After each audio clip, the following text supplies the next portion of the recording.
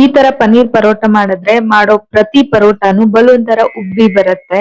ಸಿಕ್ಕಾಪಟ್ಟೆ ಟೇಸ್ಟಿಯಾಗಿ ಪರ್ಫೆಕ್ಟ್ ಆಗಿ ಪನ್ನೀರ್ ಪರೋಟ ಹೇಗ್ ಮಾಡೋದು ನೋಡೋಣ.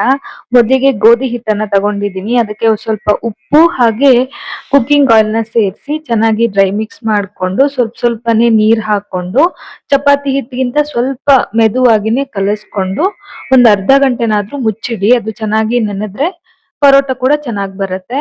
ನಂತರ ಈರುಳ್ಳಿ, ಹಸಿಮೆಣಸು, ಕೊತ್ತಂಬರಿ ಸೊಪ್ಪನ್ನ ಚಾಪರ್ ಅಲ್ಲಿ ನೈಸ್ ಆಗಿ ಚಾಪ್ ಮಾಡ್ಕೊಂಡು ತಗೊಳ್ತೀನಿ.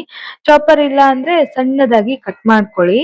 ನಂತರ ಒಂದ್ ಬೌಲ್ಗೆ ತೆಗೆದು ಸಣ್ಣದಾಗಿ ತುರಿದಿರುವಂತ ಕ್ಯಾರೆಟ್, ಹಸಿ ಶುಂಠಿ, ಕರಿಬೇವು, ಒಂದ್ 200 ಗ್ರಾಮ್ ಆಗುವಷ್ಟು ಹೋಮ್ ಮೇಡ್ ಪನ್ನೀರ್ನ ಸಣ್ಣದಾಗಿ ಕೈಯಲ್ಲೇನೆ ಪುಡಿ ಮಾಡ್ಕೊಂಡಿದೀನಿ. ನಂತರ ಧನಿಯಾ ಪುಡಿ, ಗರಂ ಮಸಾಲ, ಅಚ್ಕಾರದ ಪುಡಿ, ಚಾಟ್ ಮಸಾಲ, ಕಸೂರಿ ಮೇಥಿ ಇದೆಲ್ಲ ಹಾಕಿ ಚೆನ್ನಾಗಿ ಮಿಕ್ಸ್ ಮಾಡ್ಕೊಂಡ್ರೆ ಸ್ಟಫಿಂಗ್ ರೆಡಿ ಆಗುತ್ತೆ.